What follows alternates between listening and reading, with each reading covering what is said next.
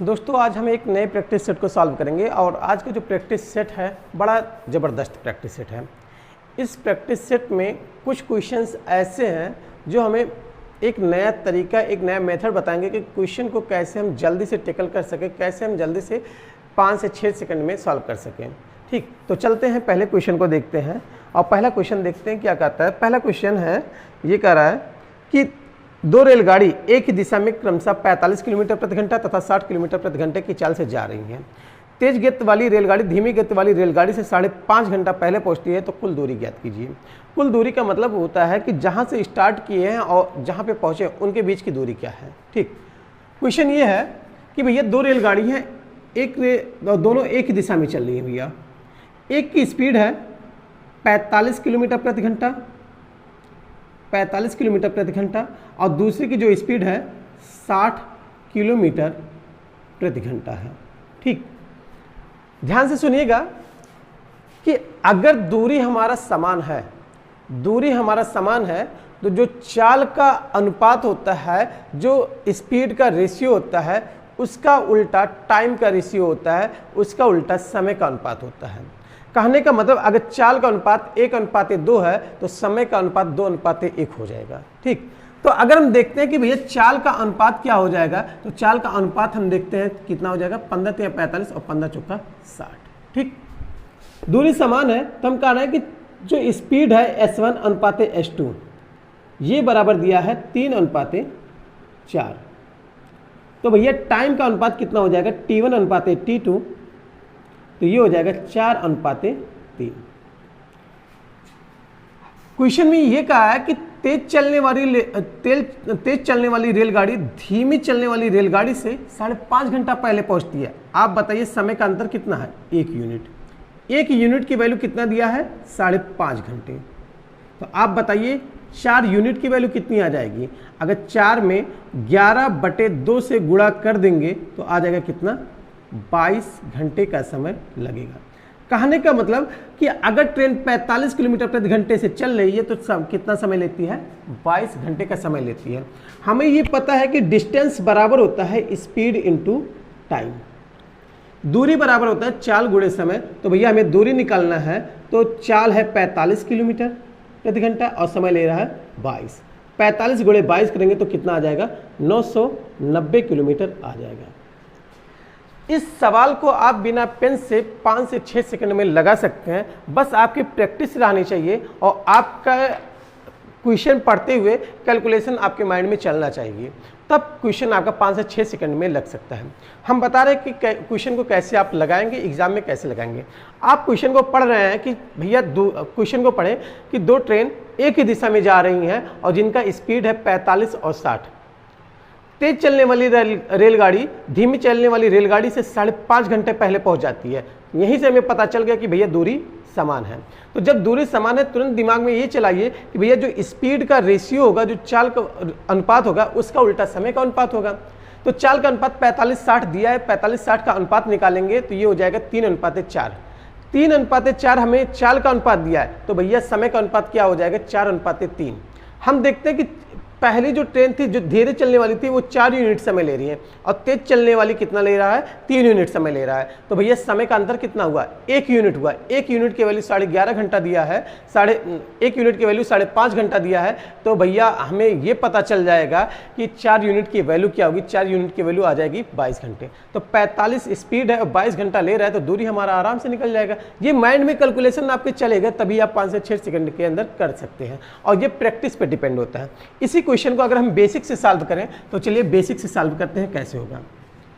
भैया डिस्टेंस बराबर होता है, दूरी बराबर होता है स्पीड गुणे टाइम। ठीक, कह रहा है कि डी डिस्टेंस अगर 45 किलोमीटर प्रति घंटे की चाल से चलता है तो हम कहते हैं टी समय लेता है। अगर वही दूरी 60 किलोमीटर प्रति घंटे की चाल से चलता है तो भैया कितना समय ले रहा है, टी माइनस 5.5 घंटा जल्दी पहुंचता है, तो ये हो जाएगा। आप देखिए डी और डी दोनों बराबर हैं, दूरी बराबर है, तो हम यहीं से कह देंगे 45 × टी बराबर हो जाएगा 60 × टी माइनस 11/2। ठीक, देख रहे हैं कट रहा है 15 तिया 45 और 15 चौका 60, ये गुणा करेंगे तो 3t बराबर हो जाएगा 4t माइनस 4 का गुणा इसमें करेंगे तो 2 से कट जाएगा, 2 आ जाएगा और 11 दूनी 22 हो जाएगा। भैया 4t में से अगर 3t घटाएंगे तो t बराबर आ जाएगा कितना 22।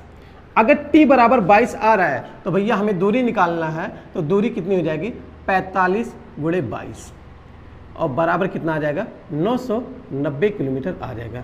आप यहां से भी निकाल सकते हैं, आप 22 में से 5.5 घंटा घटाएंगे तो यहां से भी आपका निकल जाएगा। ठीक, तो ये पहले क्वेश्चन का आंसर हुआ। अगर इस क्वेश्चन में कोई और डाउट है तो आप व्हाट्सएप ग्रुप पे कमेंट कर दीजिएगा या इसी पे वीडियो पे कमेंट करिएगा, तो हम इसका 1-2 तरीका और बता देंगे कि इस तरीके और भी 1-2 तरीके से कैसे सॉल्व कर सकते हैं। ठीक, वैसे आपको डाउट नहीं होना चाहिए। हम दूसरे क्वेश्चन की तरफ चलते हैं कि दूसरा क्वेश्चन क्या कहता है। दूसरा क्वेश्चन ये कह रहा है कि राम और श्याम मिलकर 3364 रुपये 3364 रुपये 5% वार्षिक चक्रवृद्धि ब्याज की दर पर किसी व्यक्ति को दिया। 3 साल के बाद राम को उतनी राशि मिली जितनी कि श्याम को 5 साल के बाद मिलती है, तो मूलधन में राम का हिस्सा क्या है। देखिएगा भैया, जो राम और श्याम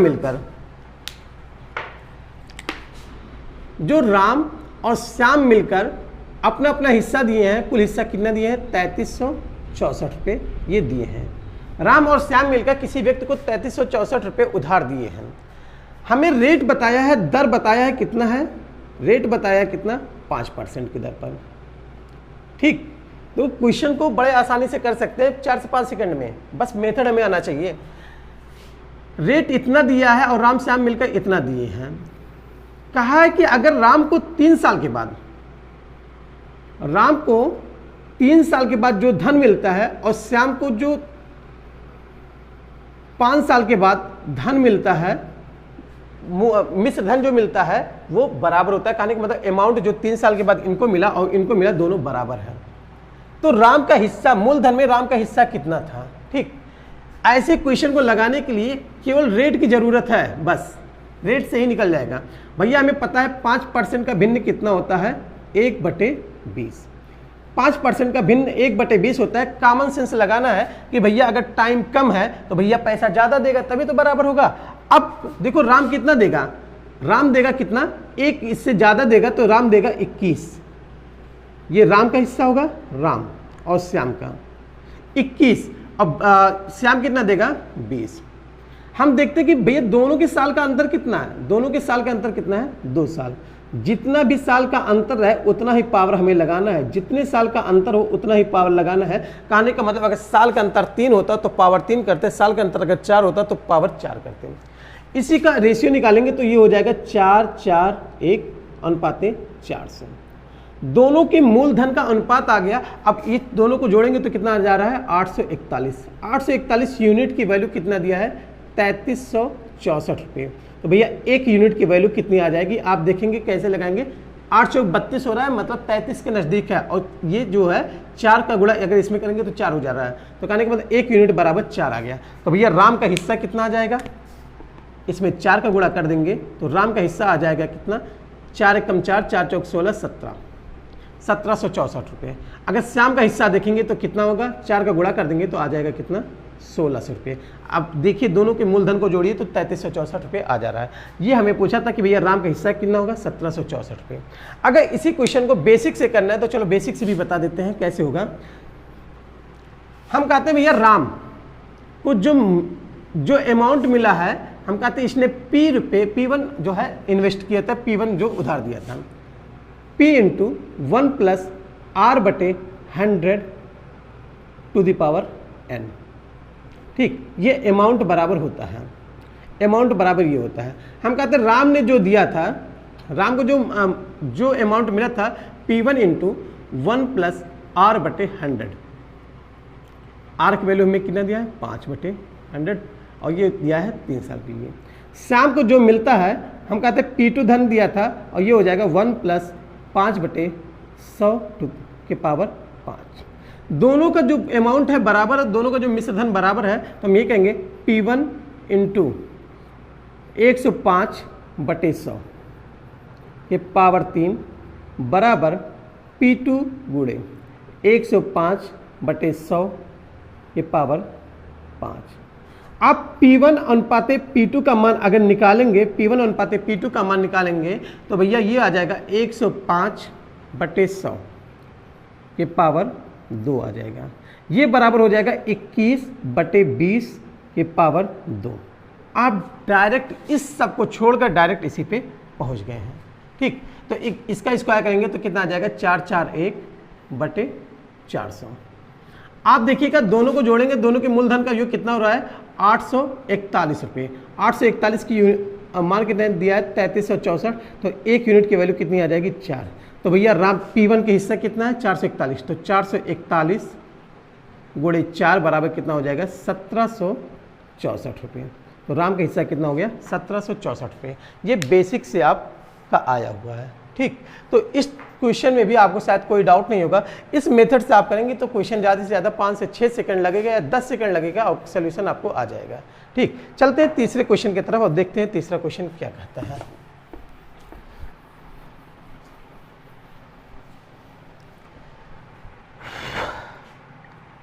तीसरा क्वेश्चन ये कह रहा है कि 16% साधारण ब्याज पर 3 वर्ष के लिए उधार लिया और 11,360 रुपये 3 साल के बाद लौटाया, तो उधार की रकम कितनी है। बड़ा आसान क्वेश्चन है। कह रहा है कि कोई धन था 16%, रेट हमें दिया है कितना 16% और टाइम हमें दिया है कितना 3 साल और अमाउंट हमें कितना मिल रहा है 11,360 रुपये। 11,360 रुपये। तो भैया हमें प्रिंसिपल निकालना है, मतलब मूलधन निकालना है। ठीक, देखते हैं क्या है इसका सोल्यूशन। ये भी बड़ा आसान क्वेश्चन है, बिना पेन के भी आप इसे लगा सकते हैं। देखिएगा कि भैया रेट अगर 16% है और 3 साल के लिए दिया है तो भैया कुल कितना परसेंट ब्याज मिल जाएगा 16 या कितना हो जाएगा 48%। मूलधन हमेशा 100% होता है, तो भैया अमाउंट कितना हो जाएगा 100% अगर मूलधन है और 48% ब्याज मिला है तो कुल मिला के अमाउंट कितना हो जाएगा 148%। 148% के वैल्यू कितना दिया है 11,360 रुपये। आपको बताना है कि 100% की वैल्यु क्या हो जाएगी और यही 100% हमारा क्या होता है मूलधन ही होता है। तो 100% की वैल्यू निकालेंगे तो 11,360 बटे 148 गुणे 100। इसी को आप कैलकुलेट करेंगे तो आपका आ जाएगा। चलो कैलकुलेट करते हैं। 148 अगर हम 4 से भाग देते हैं तो 4 तिहाई 12, 4 सते 28 और 4 से इसमें करेंगे तो 4 से 4 दूनी 8, 4 8 32, 4 चौक 16 और ये 0 गुणा करेंगे तो 28 40 00 बटे 37। हम देखते हैं भैया ये कट नहीं रहा है, लेकिन किसके पास जाएगा हम ऑप्शन से चेक करते हैं। ऑप्शन में दिया है 8,000, 7,500, 8,360 और 7,675। ठीक ना, अगर हम 8,000 के नज़दीक जा रहे हैं 8 से गुणा करेंगे तो 8 तिरिक 24, 8 सते 56, 24 और 56 अगर जोड़ेंगे तो भैया 2,800 से 28,000 से ज़्यादा जा रहा है। ठीक, अगर 24 अगर हम 8,000 मानते हैं कि अगर इसमें 8 का गुणा कर देते हैं तो भैया कि मानते हैं अगर ये 8 आ जाएगा तो 8 से ये कटना चाहिए। कहने का मतलब ये 8 से करते हैं तो 8 सते 56 हासिल 5। ठीक, 8 तिरिक 24 और 5 29। भैया इससे ज़्यादा जा रहा है। ठीक, कहने का मतलब ये 8,000 नहीं होगा। अगर हम 7 का गुणा करते हैं तो देखते हैं 7 सते 49 हासिल 4, 7 तिरिक 21 4 25। भैया बहुत कम आ रहा है, तो इससे ये पता चलता है 8,000 और 7,500 के 8,000 और 7,000 के बीच में है। तो इसका आंसर शायद आ रहा है 7,500। क्या क्या दिया है देखें 7,500। इसका आंसर एक्यूरेट नहीं आएगा, इसका आंसर आ रहा है 7,675 रुपये ये आंसर आएगा। ठीक, 7,675 रुपये आंसर आएगा। अगर इसको बेसिक से लगाएंगे तो भैया हमें ये पता है P बराबर होता है रेट बराबर होता है SI बराबर होता है PRT बटे 100। ठीक, और अमाउंट बराबर होता है P प्लस PRT बटे 100। ठीक, अमाउंट हमें दिया है कितना 11,360 रुपये और P अगर इसे हम कैलकुलेट करेंगे तो 100 P प्लस P गुणे 16% दिया है और 3 साल के लिए दिया है बटे 100, और यही आ जाएगा 16 3 48, 148 पी बटे 100, ये आ जाएगा 11,360। ठीक, यहीं से 100 की वैल्यू, अगर p की वैल्यू निकालेंगे तो p की वैल्यू क्रॉस मल्टीप्लाई करेंगे तो p की वैल्यू आ जाएगी 11,360 गुणे 100 बटे 148। जो हम इतना ज़्यादा किए हैं, 1 2 3 4 स्टेप, 4 स्टेप नहीं करना है, केवल 1 2 स्टेप करना है, इसके बाद हमारा आंसर सीधे आ जाएगा। ठीक, यहाँ ये इसको कैलकुलेट करेंगे, जो भी आएगा शायद 7675 इसका आंसर है। हम चौथे क्वेश्चन की तरफ चलते हैं और चौथा क्वेश्चन देखते हैं क्या है।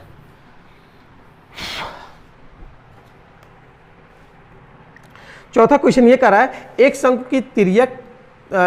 की त्रिज्या तथा तिरछी ऊंचाई का अनुपात 4:7 है।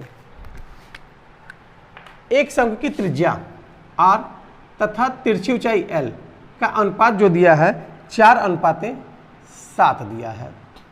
ठीक, और हमसे ये कहा है कि तिरछा क्षेत्र का मतलब होता है lateral surface area. Lateral surface area का ये होता है पाई आर यल, वक्र पृष्ठीय क्षेत्रफल पाई आर यल की वैल्यू हमें कितना दिया भैया, कहाँ गया क्वेश्चन, 3168 दिया है। तो हमें त्रिज्या की माप बतानी है। ठीक, क्वेश्चन बड़ा आसान है और देखते हैं कैसे होगा। भैया पाई की वैल्यू होती है 22/7।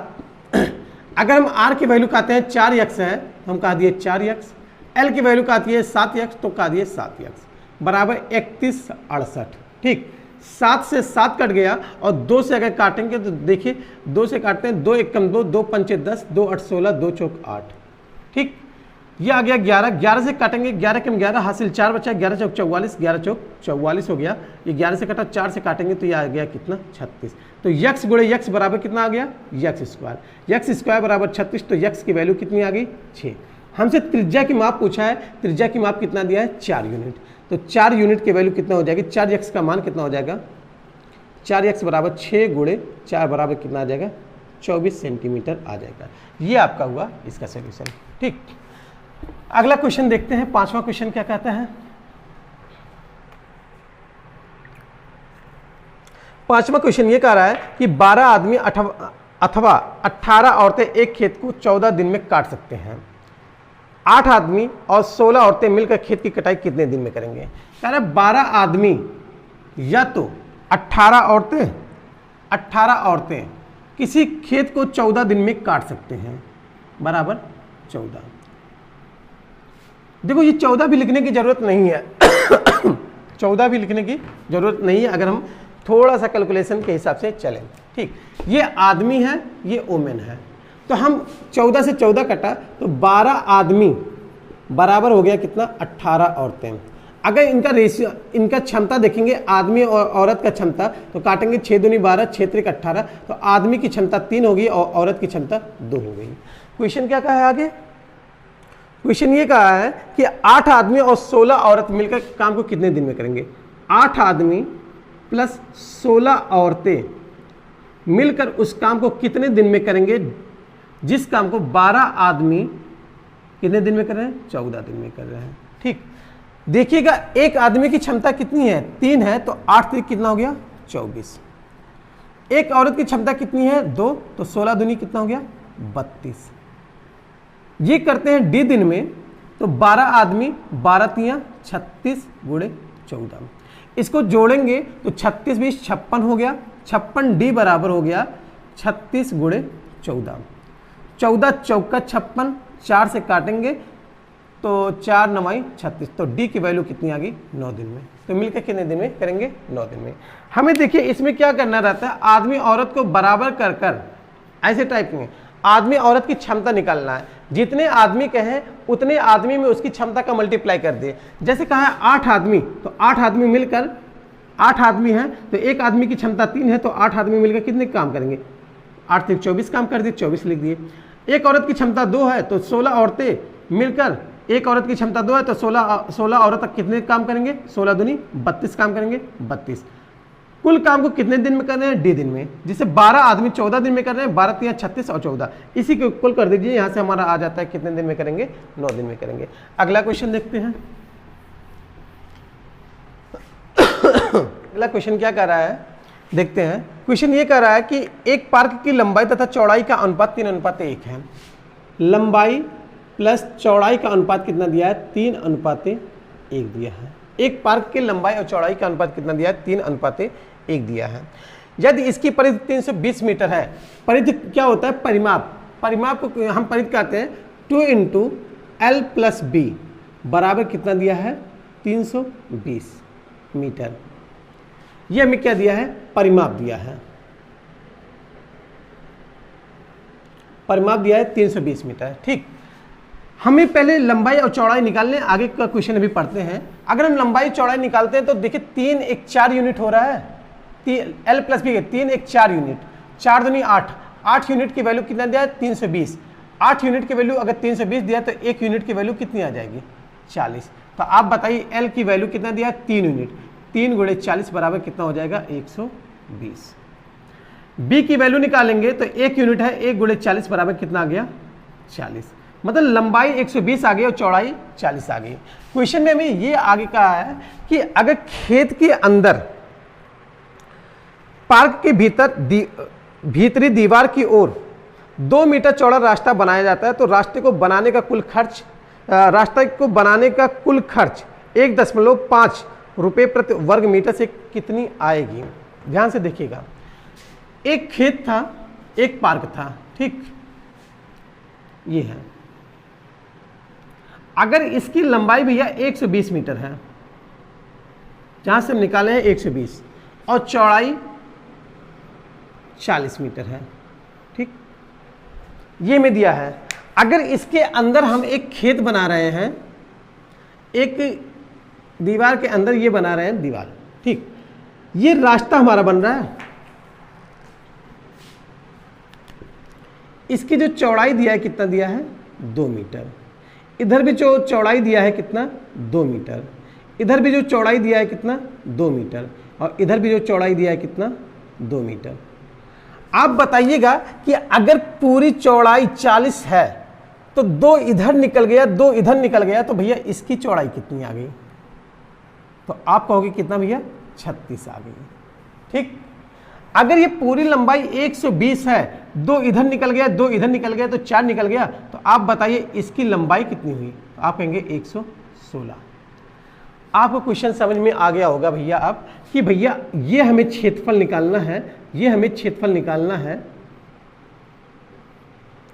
ये जो रेड कलर से है इसका क्षेत्रफल निकालना है। तो अगर बड़े वाले क्षेत्रफल से छोटा वाला क्षेत्रफल निकाल देंगे तो क्या रास्ते का क्षेत्रफल आ जाएगा? फार्मूला में नहीं रटना है भाई, फार्मूला नहीं रटना है। फार्मूला कितना याद करेंगे? तो भैया बड़े वाले का क्षेत्रफल कितना हो जाएगा? लंबाई गुणे चौड़ाई माइनस छोटे वाले का क्षेत्रफल कितना हो जाएगा? 116 × 36, ठीक। तो हमें रास्ते का क्षेत्रफल आ जाएगा। देखो 12 चौक कितना होता है? 48, डबल जीरो लगा दिए, माइनस 36 का गुणा अगर इसमें करेंगे तो आइडिया भी इसका देखो 6 का क्यूब बन जाएगा। तो 6 का क्यूब 216 होता है, मतलब 36 छक्का 216, हासिल कितना होगा? 21। 36 से कम 36 और 21 57 होता है, हासिल हुआ 5। 36 से कम 36 और 5 41। इसको घटाएंगे तो 10 में से 6 गया 4, 9 में से 7 गया 2, अब यहाँ बचा 7 में से 1 गया 6 और 4 में से गया 4 0। कहा कि 1 वर्ग मीटर का कितना खर्चा आ रहा है? 3/2 रुपये, मतलब 1.5 रुपये आ रहा है। भैया कुल लागत कितनी लगेगी? 2 से काटेंगे, 2 तिहाई 6, 2 1 कम 2, 2 दूनी 4, तो आ जाएगा 3 दूनी 6, 3 1 कम 3, 3 3 9। कुल लागत कितनी आ जाएगी? 936 रुपये। फार्मूले का यूज कहीं नहीं किए हैं, बस 2 लाइन का आंसर था, 2 लाइन का सोल्यूशन था। बस क्वेश्चन हमें दिमाग में ये रहना चाहिए था कि भैया खेत की लंबाई अगर 120 दिया है, 2 मीटर इधर निकाल दिए, 2 मीटर इधर निकाल दिए, तो भैया ये कितनी लंबाई बची? 116 ही तो बची। तो भैया ये चौड़ाई हो गई, ये जो चौड़ाई हुई ये पार्क वाली चौड़ाई हुई। ऐसे इसकी लंबाई अगर 40 दिया है तो 2 इधर निकाल दिए, 2 इधर निकाल दिए, तो अब इसकी कितनी हुई? 36। अब देखिए पूरे के क्षेत्रफल में से अगर इतना क्षेत्रफल निकाल देंगे तो रास्ते का ही तो क्षेत्रफल बचेगा भैया। फार्मूले का यूज नहीं करना है, रास्ते का ही क्षेत्रफल बचेगा, और रास्ते का जो क्षेत्रफल आएगा उसमें 3/2 से गुणा कर देंगे तो ये हमारा पूरा रुपया आ जाएगा। जैसे क्वेश्चन में कहा है 1 वर्ग मीटर की कीमत कितनी आ रही है? 1.5 रुपये आ रही है मेहनताना। तो भैया कुल कितना खर्चा आएगा? 936 रुपये। चलो अगले क्वेश्चन की तरफ चलते हैं। अगला क्वेश्चन ये कह रहा है कि उस घन का आयतन ज्ञात कीजिए जिसकी भुजा 1 मीटर हो। ऑप्शन देखिए बड़ा गजब दिया है, सेंटीमीटर में दिया है। उस घन का आयतन ज्ञात करना है, उस घन का आयतन ज्ञात करना है जिसकी भुजा 1 मीटर हो। आप बताइएगा 1 मीटर बराबर कितना सेंटीमीटर होता है? 100 सेंटीमीटर होता है। एक घन है, अगर घन की भुजा की लंबाई 100 सेंटीमीटर है तो घन की भुजा अगर मानते हैं ए है, ए की लंबाई ये है, तो भैया वॉल्यूम कितना हो जाएगा? वॉल्यूम का मतलब होता है आयतन कितना हो जाएगा? आयतन होता है ए क्यूब। आप बताइए 100 का क्यूब करेंगे तो यही तो आएगा। आपके ऑप्शन में देखो क्या क्या दिया है। आपके ऑप्शन में दिया है 100 to the power 10 to the power 0 cube metre, 10 to the power 6 cube metre. तो भैया अगर हम ये करेंगे तो 10 के पावर 2 के पावर 3, तो ये हो जाएगा 10 के पावर 6 घन सेंटीमीटर। ये हमारा ऑप्शन सही हो जाएगा। अगला क्वेश्चन करते हैं, देखिए क्या है। अगला क्वेश्चन ये है 5/7 बराबर x/35। तो हमसे x का मान पूछा कि भैया x का मान क्या होगा। आप देखिए भैया 7 से कटा 5 आया, तो x का मान कितना आ जाएगा? तिरछा गुणा करेंगे, 5 × 5 कितना हो जाएगा? 25 हो जाएगा। ठीक। अगला क्वेश्चन है निम्न अंश जो अन्य 3 के बराबर नहीं है। निम्न अंश जो अन्य 3 के बराबर नहीं है, हमें ऑप्शन दिया है 4/5 पहला, दूसरा ऑप्शन दिया है 9/15, तीसरा ऑप्शन दिया है 3/5, चौथा ऑप्शन दिया है 6/10। भैया हर एक को सिंप्लीफाई करो। अगर इसको सिंप्लीफाई करेंगे तो 3/5 आ जाएगा, तो 3 × 3 = 9, 3 × 5 = 15। ये तो हमारा 3/5 है ही, इससे ज़्यादा सिंप्लीफाई होगा नहीं। ये करेंगे तो 2 × 3 = 6, 2 × 5 = 10। आप देखिए ये तीनों बराबर है, तो आपका आंसर क्या आ जाएगा? ये वाला हो जाएगा। अगला क्वेश्चन है कि 18,225 का वर्गमूल क्या होगा। चलिए बताते हैं आपको वर्गमूल। 18,225 का वर्गमूल क्या होगा। आपका ऑप्शन देखो क्या दिया है, 120, 135, 140, 150। आपको ऑप्शन से ये अगर करवाएं तो डायरेक्ट हमें पता चल गया कि ये हो गया।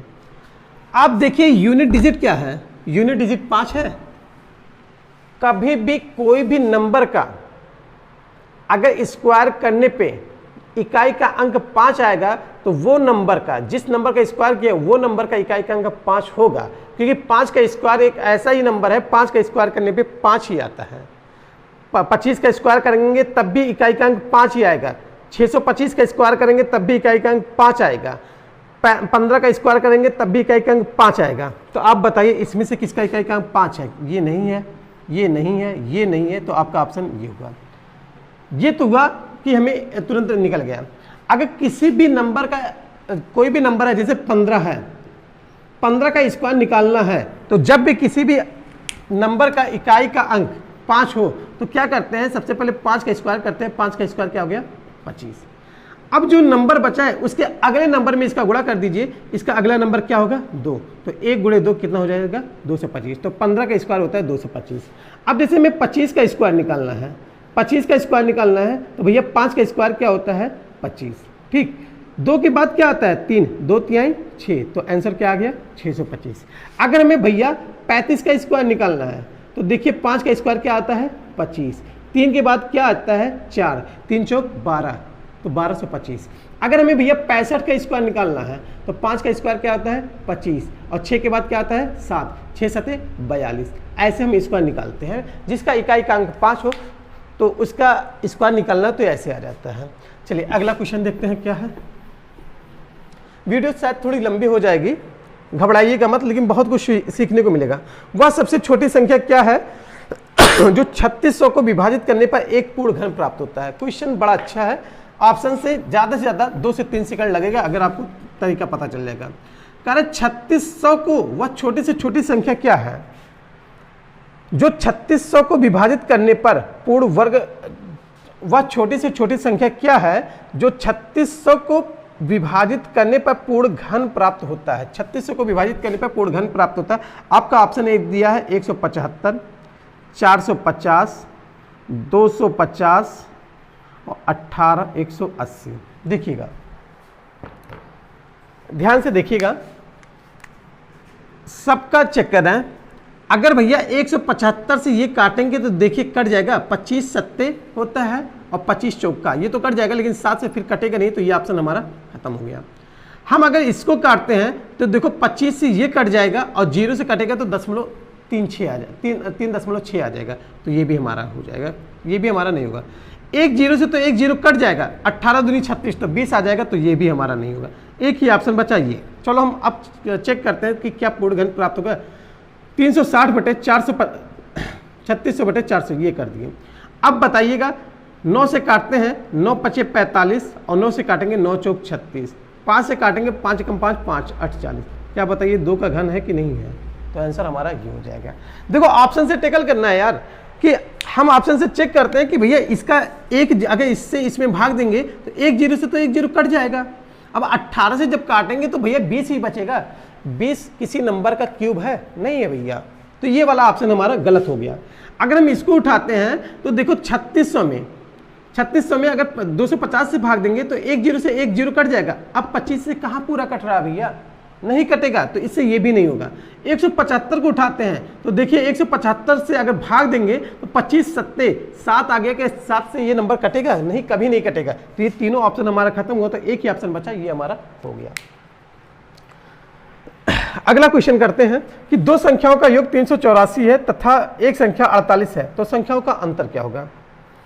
क्या कि दो संख्याओं का योग 384 है, 384 है, उसमें से एक संख्या 48 है, एक संख्या 48 है, तो भैया दूसरी संख्या पहले निकाल लो।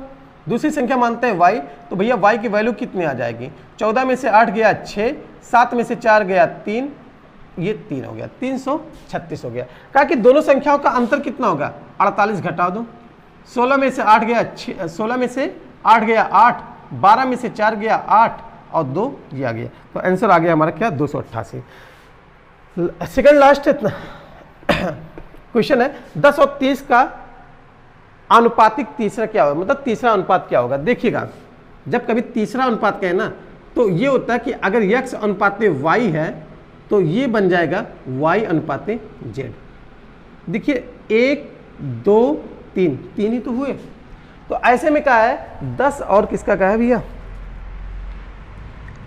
10 और 30 का तृतीय अनुपात क्या होगा? तो हम कहेंगे 10/30 बराबर 30/30, तृतीय अनुपात हम कहते हैं z है। हम काटेंगे, इससे ये कट जाएगा, तो z की वैल्यू कितनी आ जाएगी? 90। ठीक, ये चीज हुआ। समझाते हैं ये क्या चीज होता है। x और y में जो रेशियो है ना, y और z में वो रेशियो है। जैसे हमसे कहा कि 10/30 है, तो भैया इसके बाद 30 ये क्या होना चाहिए इसका? तो आप देखिए इसका ये 3 गुना है, तो इसका 3 गुना कितना हो जाएगा? 90 हो जाएगा। ये दूसरा तरीका है। ठीक फिर से समझाते हैं। जैसे हमें कहा कि दो दिया है, पहला और दूसरा संख्या दिया है। हमें कहा कि तीसरी संख्या का अनुपात क्या होगा? पहले दूसरे का अनुपात कितना है? 1:3 के अनुपात में है। अब देखिए दूसरे और तीसरे का अनुपात वही 1:3 का होना चाहिए। अगर ये इसका 3 गुना क्या हो जाएगा? 90 हो जाएगा। तो आंसर हमारा क्या आ जाएगा? 90 आ जाएगा।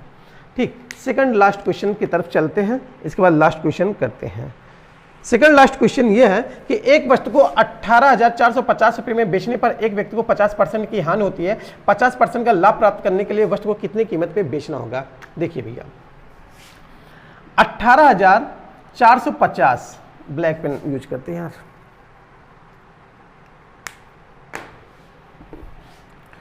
एक वस्तु को 18,450 में बेचता है, 18,450 में बेचता है और 50% की हानि होती है। कहने का मतलब ये हुआ कि 50% का भिन्न करेंगे तो आ जाता है 1/2। वस्तु को 2 में खरीदा था, 1 का नुकसान हुआ है। वस्तु को अगर 2 में खरीदा था तो 1 का नुकसान 1 का नुकसान हुआ, तो बेचा कितने में है? 1 में बेचा है। तो वस्तु के क्रय मूल्य में आएंगे तो कितना हो जाएगा? 2/1।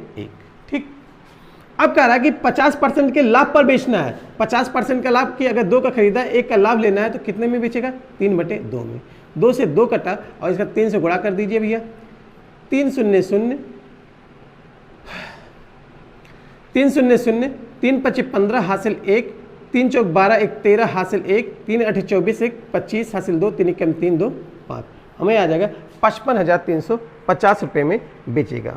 लास्ट क्वेश्चन ये है, एक शहर की वर्तमान जनसंख्या 26,026,010 है, ठीक, 26,010 है, 26,010 है। यदि प्रत्येक वर्ष 2 वर्ष की दर से वृद्धि होती है तो 2 वर्ष पहले जनसंख्या क्या होता है? बड़ा आसान क्वेश्चन है कि जनसंख्या क्या कर रहा है कि वर्तमान जनसंख्या इतनी है तो 2 साल के पहले जनसंख्या पूछिए भैया। 2% का भिन्न जो होता है 1/50 है। कहने का मतलब अगर पहले जनसंख्या 50 थी तो अब जनसंख्या कितनी हो रही है? 51। पहले जनसंख्या 50 थी, अब संख्या कितनी हो रही है? 51। दोनों का गुणा करिए तो ये आता है कितना? 2500, और ये कितना आता है? 2601। 2601 का कितना गुना है? 26,010, मतलब कितना गुना है? 10 गुना है। तो भैया इसका 10 गुना कर दो तो कितना आ जाएगा? 25,000 जनसंख्या। तो ये आपका सल्यूशन हुआ, ठीक। इसको दूसरे तरीके से भी लगा सकते हैं कि जैसे जनसंख्या यक्स है, यक्स का 51/50 गुणे 51/50, ये बराबर हो रहा है 26,010। इससे काटेंगे तो ये 10 बार जाएगा, तो यक्स की वैल्यू कितना हो जाएगा? 5 × 25 और 000, ये चिपका दीजिए, ये आपका आंसर आ जाएगा। तो आज का यही था, इतना ही क्वेश्चन था, क्योंकि आज थोड़ा लंबी वीडियो बन गया, क्योंकि क्वेश्चन बड़े अच्छे थे। क्वेश्चन को अच्छे से करिएगा। अगर कोई भी डाउट होता है तो आप हमारे व्हाट्सएप ग्रुप पर या कमेंट बॉक्स में लिख दीजिएगा, तो हम उस क्वेश्चन को दोबारा आपको समझा देंगे, 1 से 2 तरीका और बता देंगे। बाकी आप मेहनत करते रहिए और सिलेक्शन दीजिए, और मेहनत करने से ही सिलेक्शन मिलेगा। अगर आप सिलेक्शन पाना चाहते हैं तो बहुत मेहनत करना पड़ेगा, और मेहनत स्मार्ट तरीके से करना पड़ेगा, क्योंकि अमीर अगर मेहनत करने से होता ना तो हर एक रिक्शे वाला अमीर बन जाता। एक रिक्शे चलाने वाला कितना मेहनत करता है, लेकिन वो अमीर बहुत ही रेयर चांस में बन पाता है, क्योंकि मेहनत करने से जो है अमीर नहीं बना जाता है। मेहनत केवल करने से केवल नौकरी नहीं मिलती है, हमें स्मार्ट तरीके से मेहनत करना है, तभी आज के टाइम पे नौकरी मिलेगी। तो यहीं तक करते हैं, बाकी हम आपसे कल मिलेंगे एक नया टॉपिक के साथ। और हाँ, कल से हम बायो का टॉपिक चालू कर रहे हैं या फिजिक्स की टॉपिक चालू कर रहे हैं। हम एक सिस्टमेटिक ढंग से आपको पढ़ाते हुए चलेंगे, और उसमें एक कॉन्सेप्ट को लेकर समझाएंगे कि भैया लाइट क्या होता है, या वेव